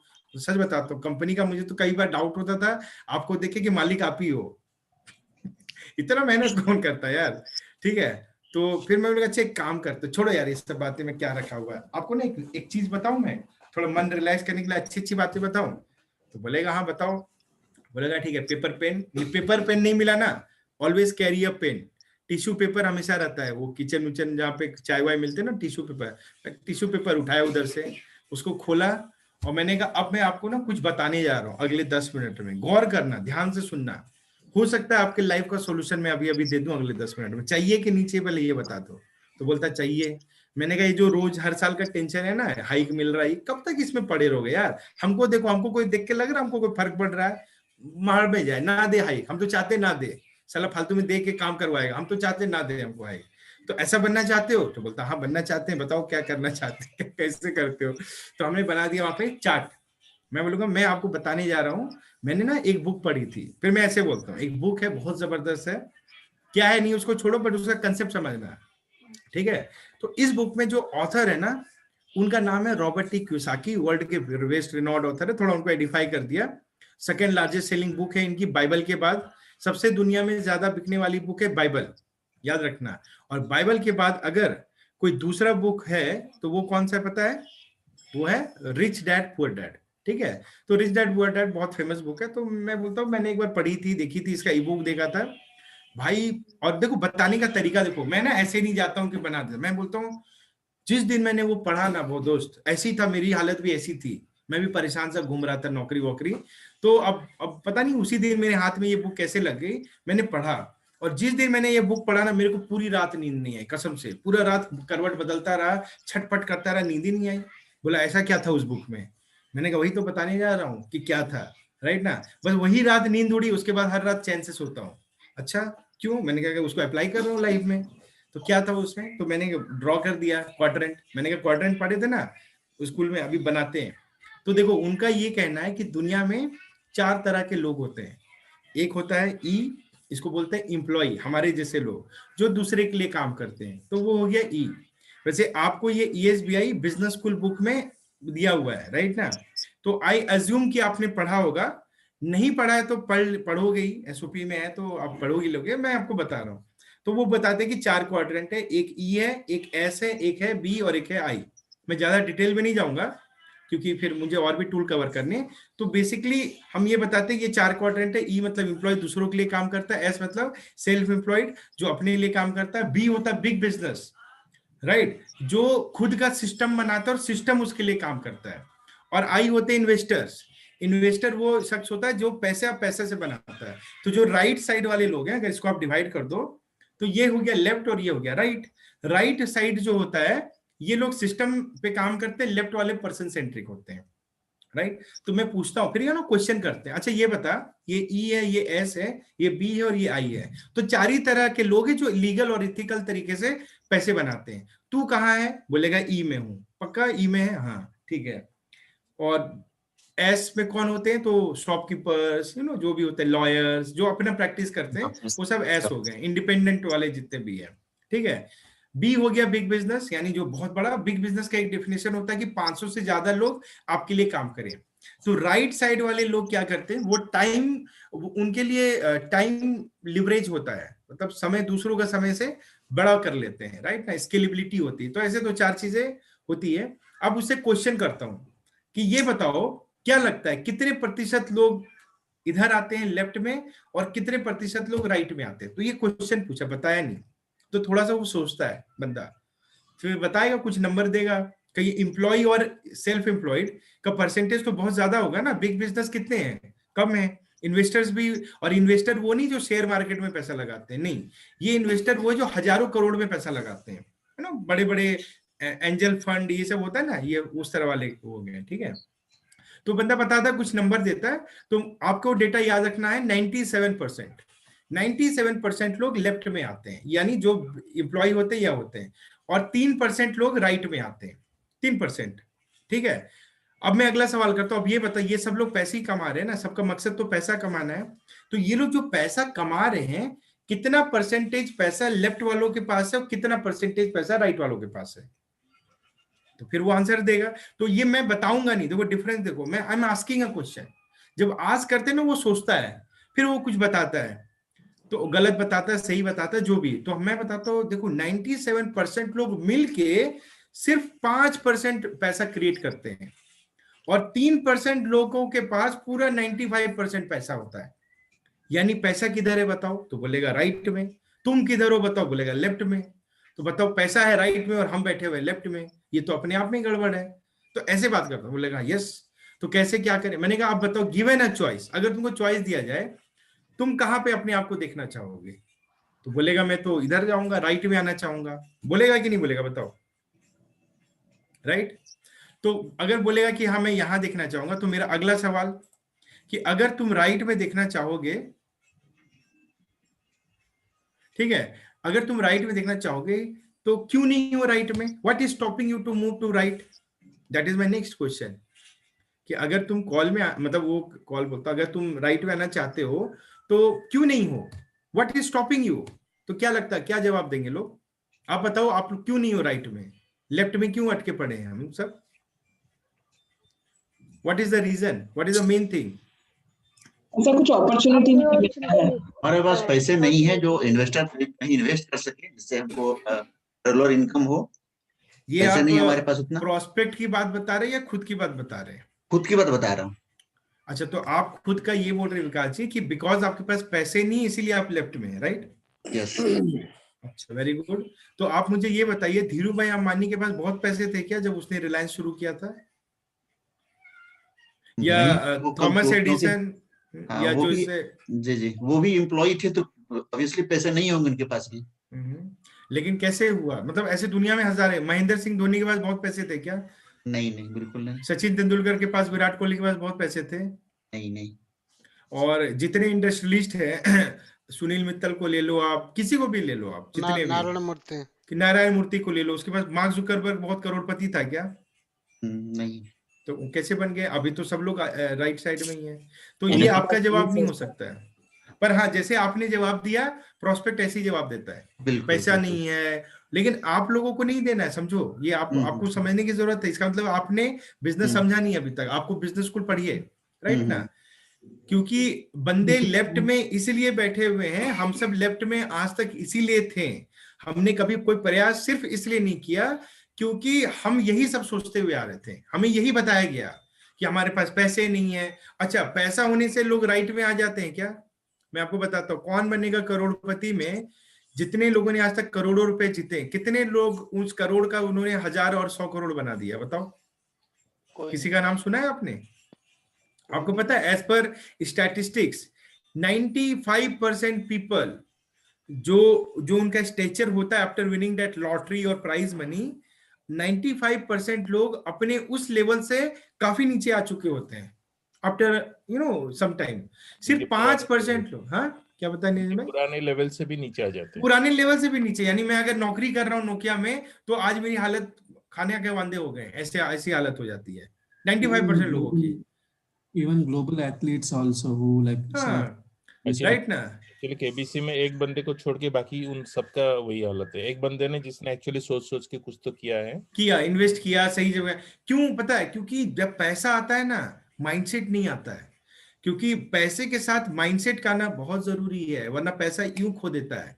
जब पैसे आएंगे, 20 लोग आएंगे आपके पास, लाओ मैं पैसा बना दूंगा, मैं पैसा, और इंसान को जो क्विक मनी, इंस्टेंट ग्रेटिफिकेशन का चस्का लगता है ना, तो वो और इंस्टेंट ग्रेटिफिकेशन ढूंढता है और उसके चक्कर में सारे पैसे खो देता है। लॉटरी खेलता है, उसको लगता है मैं बहुत किस्मत वाला हूं और लगाता हूं, शेयर मार्केट में लगाता हूं, है ना, ये ले लेता हूं, वो ले लेता हूं, और मैं एरोगेंट हो जाता है, लोगों को रिलेशन खराब कर लेता है। मतलब ये सब रीजन है। आप अगर इसको पढ़ोगे ना, बहुत इंटरेस्टिंग टॉपिक है। So basically people come down, but हम जब पैसा कमाएंगे हमारे साथ ऐसा नहीं होगा। उसका रीजन क्या है बताओ? या किसी और लोगों के, क्योंकि वो मेहनत से पैसा कमाते हैं, वो स्टेप बाय स्टेप पैसा, तो वो पैसा तो एकदम से जो पैसा कमाता है ना, तो पैसे से कभी कोई बड़ा नहीं बनता, याद रखना। बड़ा बनता है इंसान माइंडसेट से। और हम आज तक कभी यहाँ पे क्यों नहीं आ पाए? क्योंकि हमारे पास माइंडसेट ही नहीं था। समझ रहे हो ना? तो it is not money, it is not opportunity, it is not time, it is, और यही चीज मैं उसको भी समझाऊंगा कि दोस्त तू भी ये समझ कि ये ना माइंडसेट है, मेरा भी नहीं था, इसीलिए मैं भी नौकरी में घुसा हुआ था, बट अब समझ में आ गया कि नहीं, माइंडसेट एक्वायर किया जा सकता है, माइंडसेट चेंज किया जा सकता है, provided I am willing to change, and I have decided to change my mindset. क्यों बताऊं क्यों?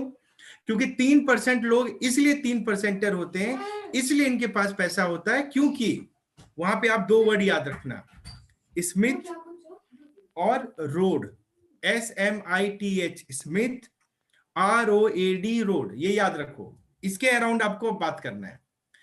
97% लोग जो होते हैं ये सेविंग पे काम करते हैं, इनको लाइफ में इनको सिर्फ सेविंग करना होता है, ठीक है?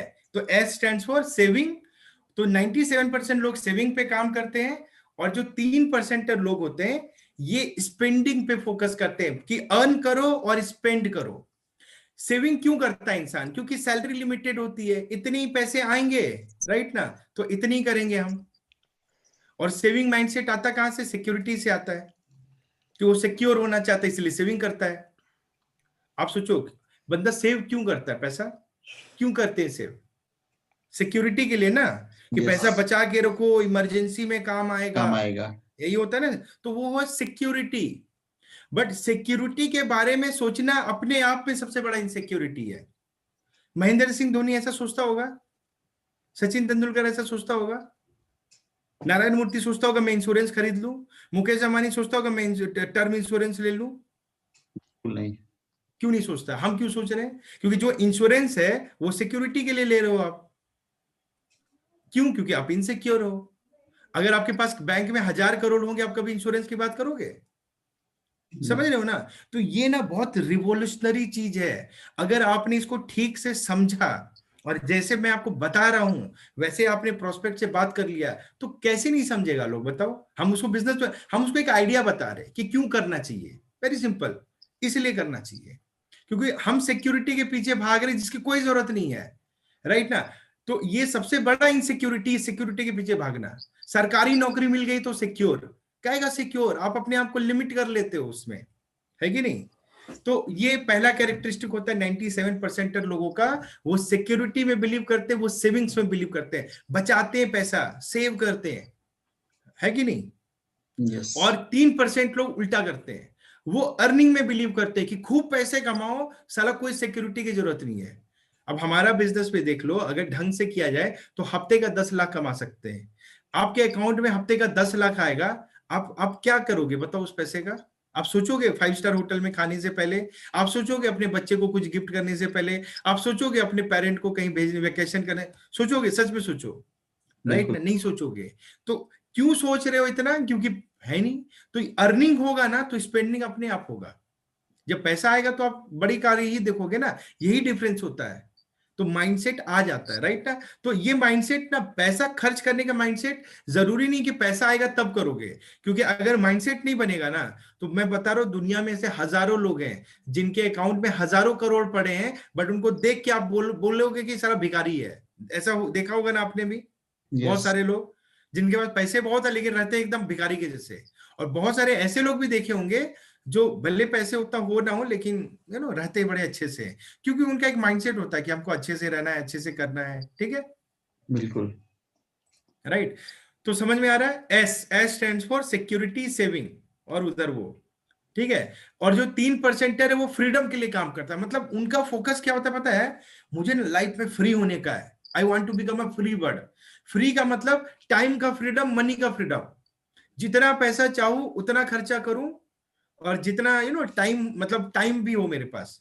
मतलब अगर रेस्टोरेंट जाए ना तो जो मेनू आता है ना आपको उधर, तो हम किधर से देखें पता है? राइट से देखें, लेफ्ट की तरफ ध्यान भी ना दे, मतलब लेफ्ट के पे देखे, राइट पे ध्यान ना दे।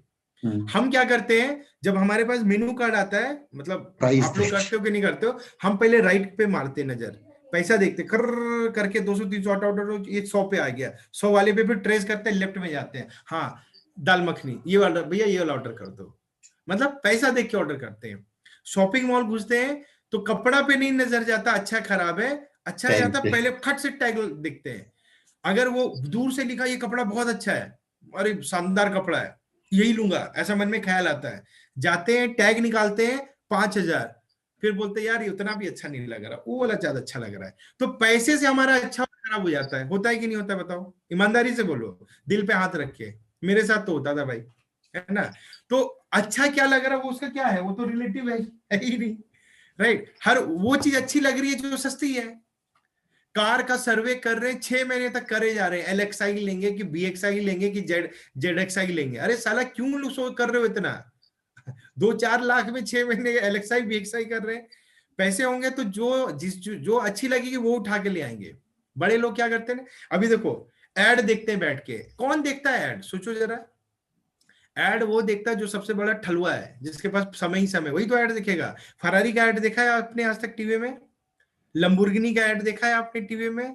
पोर्श का एड देखा है? बुगाटी का एड क्यों नहीं देता? क्योंकि जो लोग खरीदते वो है उनको टीवी नहीं देखते वो तो उनके एड की जरूरत ही नहीं है। वो न्यूज़पेपर में कभी देखे हो फरारी का एड? सोचो, राइट ना। तो यही चीज आपको प्रोस्पेक्ट को सोचवाना है, डिटेल का। तो ये कन्वर्सेशन होना चाहिए, बिजनेस नहीं बताना है भाई। ये समझो, मैंने ये समझ लिया, अब ये बोलो मुझे समझ में आ गया है, राइट ना। तो ये होता है 97% का सोच और ये सब कुछ बिजनेस स्कूल में लिखा है। And I am telling you, अगर आप बिजनेस स्कूल ठीक से नहीं पढ़ रहे हो तो आप क्योंकि बिजनेस स्कूल बुक्स रिवॉल्यूशनरी है। रॉबर्ट कियोसाकी का तो फोटो खिंचवा के पूजा करना होगा हमको, क्योंकि वो भाई ने ऐसा आइडिया दिया है ना कि मतलब बोलते हैं ना रिवॉल्यूशनरी, ठीक है। तो एस स्टैंड बता दिया। एम क्या होता है? एम होता है 97% लोग पैसे के लिए काम करते हैं। 97% people work for money and money can only give you survival, right और रॉन्ग बताओ? पैसे से सिर्फ सर्वाइव कर सकते हैं, सांसें ले सकते हैं, जिंदा है, टाइगर जिंदा है किसी तरह। बट 3% लोग जो है वो पैसे के लिए काम नहीं करते, पैसा उनके लिए काम करता है। क्यों? क्योंकि they work for legacy, right. Legacy build करना होता है उधर। मतलब लीगेसी मतलब समझते हो? अपने लिए नहीं सोचते, अपने आने वाले 5-6 जनरेशन के बारे में सोचते हैं। ये होता है डिफरेंस, कि हम अपने बच्चे और बच्चे के बच्चों के बारे में सोच के जा रहे हैं। तो लीगेसी बिल्ड करने के लिए काम करते 3% और 97% मनी, बस सिर्फ पैसे को ना वो करना है। तो M stand for money, money versus wealth. तो ये लोग वेल्थ के लिए काम करते हैं, वेल्थ क्रिएशन। और वेल्थ का मतलब क्या होता है? Having freedom of time and having freedom of money. मतलब ये दोनों है ना, वरना देखो दुकान है, लाला है, धन्ना सेठ है, साला पूरी जिंदगी दुकान पे बैठा रहा, रोकड़ा गिनता रहा और एंजॉय कभी किया ही नहीं उसने, मर गया एक दिन। उसका बच्चा गद्दी पे है, वो भी रोकड़ा गिनता रहा, उसने भी एंजॉय नहीं किया। क्या लाइफ है भाई? तो इसको लाइफ नहीं बोलते हैं। आप क्या नोट गिनने के लिए आए थे कि एंजॉय करने के लिए आए थे उसको, राइट ना। तो 3% लोग क्या करते हैं? पैसा बनाते और एंजॉय भी करते हैं, लाइफ जीते हैं, राइट ना। क्लब जाते हैं, पार्टीज करते हैं, लग्जरी कार लेते हैं, 5 स्टार होटल करते हैं, लग्जरी वेकेशन करते हैं, इसको बोलते हैं लाइफ। अच्छे कपड़े, ब्रांडेड कपड़े, है ना, ब्रांडेड हाउस, ये होता है लाइफ। तो ये 3% का सोच होता है, पैसे कमाओ एंजॉय करो, कमाओ एंजॉय करो। और ये माइंडसेट कभी आपको एंजॉय करने नहीं देगा, राइट। तो मनी वर्सेस वेल्थ, ये याद रखना। Money can only give you survival, wealth can give you legacy. और लिगेसी जो होता है ना वो बहुत बड़ी चीज होती है, क्योंकि देखो एक होता है पैसे का लिगेसी कि मैंने पास ऑन किया, लेकिन उससे भी बड़ा क्या होता है पता है? माइंडसेट का लिगेसी। अगर आपका करने का स्टाइल और आपका लाइफ का गोल्स अलग है ना, तो आपके बच्चे भी वही सीखेंगे। आज हमारे बच्चे जितने हम लोग क्यूनेट करते हैं, वो हमारी ये बातें सुनेंगे तो क्या सोचेंगे? उनका माइंड अभी से वही डेवलप हो रहा है, उनका ब्लूप्रिंट अभी से शानदार बन रहा है, जो हमारा कभी बन नहीं पाया। क्योंकि हमारे घर में क्या बातें होती थी? पैसा पेड़ पे नहीं उगता है ना, ऐसा सुनते थे। तो हम डर जाते थे, यार पेड़ पे उगता ही नहीं है तो इसके बारे में बात ही नहीं करनी चाहिए। मतलब वो जो अमीर इंसान है ना, वो लोग बहुत घमंडी होते हैं। तो हमें लगता था अमीर तो घमंडी होता है, तो हमको अमीर नहीं, हम तो गरीब ही ठीक है। गरीब खुश रहता है, अमीर दुखी रहता है। अच्छा, तो हम अभी अमीर बनने का डर से गरीब बने रहेंगे। समझ? तो ये ना मिडिल क्लास लोगों का सोच होता है, जो वो अपने बच्चों पे थोप देते हैं, क्योंकि खुद नहीं कर पाएंगे तो ऐसा एक माहौल बना देते हैं ना। और हमारा जो बच्चों का माइंड है ना, बड़ा रॉ होता है, जो चीजें फीड कर दी है वही लेके बैठ जाएगा। तो सब कॉन्शियस माइंड में ऐसा ब्लूप्रिंट डेवलप हो जाता है ना, कि बड़े होने के बाद हमको बड़ी बड़ी चीजें देख के डर लगती है ना। कोई इंसान बहुत ज्यादा लैविश होता है ना, तो डर लगता है। हमें क्या लगता है ना, बहुत पैसा आएंगे ना तो हमारे रिलेशनशिप खराब हो जाएंगे, एक ये भी डर हो जाता है। तो it is basically a blueprint, एक मनी ब्लूप्रिंट है जो गलत है। तो अगर पैसा कमाना है ना तो ब्लूप्रिंट को चेंज करो पहले तो, अदरवाइज पैसा कभी नहीं आएगा, कभी भी नहीं आएगा। एक तरफ हम पैसा बोलेंगे हमको चाहिए भी, और दूसरी तरफ हम ऐसी 50 थॉट लाएंगे दिमाग में जो हमें ये डराता है कि पैसा आने से ये हो जाएगा, पैसा आने से वो हो जाएगा। समझ रहे हो ना?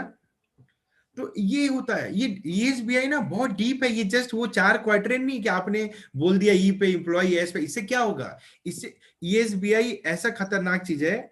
आजकल हम लोग जूम पे ज्यादा लेते नहीं है, but believe me face to face में ना सिर्फ ये एसबीआई करता था। And I can tell you, मैंने कम से कम 5 लोगों को एसबीआई करवा के रुला दिया है, उनके आंखों से लिटरली आंसू बहा दिया मैंने। तो यही वाला, मैं 1 घंटा बस यही सब बातें करता था। और कई लोगों के तो एक लड़की थी, उसका नाम था शांतु थी ना, साइनअप 7 का साइनअप किया था, सिर्फ ये एसबीआई बताया, और अगले दिन उसने 4 लाख ट्रांसफर कर दिए। ओनली एसबीआई, रिमेंबर, सीसीडी में बैठा था 1.5-2 घंटा, मैंने उसको सिर्फ एसबीआई किया। मैं पहले उसके बात से समझ गया इसका क्या, और शी वाज क्राइंग, पूरा रो रही थी। मैंने कहा कंसोल रहो, हम बैठे हैं ना, 3% बनेंगे हम। राइट? सो मतलब इतना टच होता है एसबीआई कि इंसान को ना उसकी पूरी जिंदगी दिखा देता है कि आप हो कहाँ और आपको होना कहाँ पे चाहिए। और सबसे बड़ा क्या होता है ना कि हम सोच के क्या बैठे हुए थे, यानी आज तक हमने गलत सोचा, ऐसा है नहीं। तो बोलते हैं ना एक मिथ टूट जाता है, एसबीआई वो है। तो ये रॉबर्ट टी कियोसाकी ने बिजनेस स्कूल बुक में दिया है। So are you reading it that way और नॉट? या बस पढ़ने के लिए पढ़ लिया कि एक टिक मार दिया अपने ट्रैकर में, हाँ बिजनेस स्कूल डन। अबे डन करके क्या होगा उसको, जब तक आप इस तरह से बात नहीं कर पाओगे तो। ठीक है? थर्ड पॉइंट, आई का मतलब क्या होता है? Instant gratification. 97% लोग इंस्टेंट ग्रेटिफिकेशन पे काम करते हैं। इंस्टेंट ग्रेटिफिकेशन मतलब लेबर माइंडसेट, मजदूर की तरह, काम किया पैसा दो, काम किया पैसा चाहिए, काम किया पैसा चाहिए, वो इंस्टेंट ग्रेटिफिकेशन है। मतलब शेयर मार्केट में एक शेयर ले लिया तो सारा काम छोड़ के 5 बार खोल के बैठ के देख रहे हैं। क्या है ये माइंडसेट? तुम मतलब 5 दिन तुम शेयर लेके तुम्हारे शेयर लेने से भाव बढ़ जाएगी उसकी, बढ़े गिरे क्या फर्क पड़ता है? लॉन्ग टर्म खेलो, वारेन बफे क्या बताते हैं वो ऐसे, समझ रहे हो ना?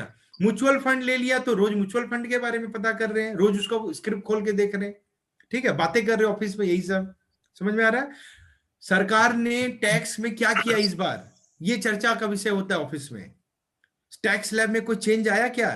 अबे वो 5% 2% है, क्या चेंज आएगा तुम्हारे लाइफ में? क्यों इतना टाइम वेस्ट कर रहे हो? होता है ऐसा डिस्कशन कि नहीं होता है बताओ? ये सब माइंडसेट है, समझ रहे हो ना? दिस इज और वो 97% माइंडसेट।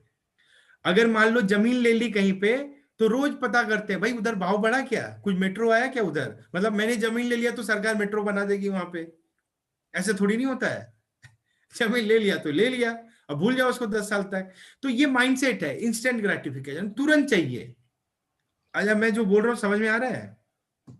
ऐसा होता है कि नहीं होता है बताओ? यस यस, राइट ना, वेरी मच होता है, राइट ना? और डिलेड, और 3% लोग डिलेड ग्रेटिफिकेशन पे काम करते हैं। अब देखो याद करो जब अमेजन आई थी, फ्लिपकार्ट आई थी, क्या लगता है उन्होंने आते के साथ धमाल मचा दिया? कुछ आइडिया है आपको क्या हो रहा था ई कॉमर्स में? और नेगेटिव नेगेटिव मार्केटिंग था कि ये लोग आएंगे फिर वो रेट्स फ्लक्चुएट होंगे और मोनोपोली टाइप मार्केटिंग तो था, but they were making huge losses, हजार करोड़ का लॉस चल रहा था उनका, राइट और रॉन्ग? अमेजन का लॉस, फ्लिपकार्ट का लॉस, स्नैपडील, तो ये सारी कंपनी लॉस में जा रही थी कॉमर्स वाली। लेकिन उनके पास क्या था? पेटीएम कितना दिन तक लॉस में रहा? वो तो नोटबंदी लास्ट ईयर तक पेटीएम लॉस में थी, राइट? तो इन लोगों ने क्या किया? इन लोगों का माइंडसेट था, तभी तो टिके रहे होंगे ना। आम आदमी तो यहाँ पे 2 दिन थोड़ा सा इधर ऊपर नीचे हो जाता है तो उसी में खत्म हो जाता है, राइट? तो ये क्या है डिफरेंस है? मतलब लॉन्ग टर्म माइंडसेट होना चाहिए, डिलेड ग्रेटिफिकेशन पे काम करना चाहिए, ठीक है? तो ये हो गया इंस्टेंट ग्रेटिफिकेशन, डिलेड। और डिले ग्रेटिफिकेशन जो मैं हमेशा आपको बताता हूँ, फार्मिंग माइंडसेट होता है। फार्मर की तरह काम करो, चाइनीज बैम्बू ट्री बनाओ, बताया ना मैंने स्टोरी चाइनीज बैम्बू ट्री वाला, वैसा। और इंस्टेंट ग्रेटिफिकेशन होता है मजदूरी की, कुल्हाड़ी लेके गए रो बाबा पैसा दो, आज का पैसा दो, वैसा वाला नहीं होना चाहिए, राइट? तो 97% के साथ क्या होता है कि महीने के अंत में, राइट, मतलब आपका पैसा नहीं बचता है, पैसा खत्म हो जाता है पर महीना बचा रह जाता है, होता है ना ऐसा? पैसा खत्म हो गया, महीना बचा, महीने के खत्म में पैसा नहीं बचता है, उल्टा। बट 3% इन चीजों पे काम नहीं करते, उनके लिए कोई महीना वहीना नहीं होता है, हर दिन पैसा कमाने का अपॉर्चुनिटी होता है, एवरी डे। हमारे बिजनेस में है कि नहीं है? Every day is a freaking opportunity to earn money, right और रॉन्ग? आज आप डीआर कर लो, आज पैसे कमा लोगे, महीने का क्या वेट करोगे भाई, है ना? कल कर लो डीआर, कल पैसे कमा लोगे।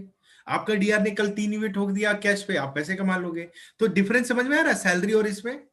पर सैलरी में ऐसा थोड़ी नहीं होगा कि आज आपने एक अच्छा सा प्रोग्राम लिख दिया या कुछ कर दिया, कंपनी का डील करवा दिया, तो कंपनी कल आपके अकाउंट में पैसे दे देगी, नहीं होगा। आप कंपनी के लिए कितना भी पैसा कमवा दो, कंपनी आपको पार्टनरशिप देती है क्या? नहीं देती है।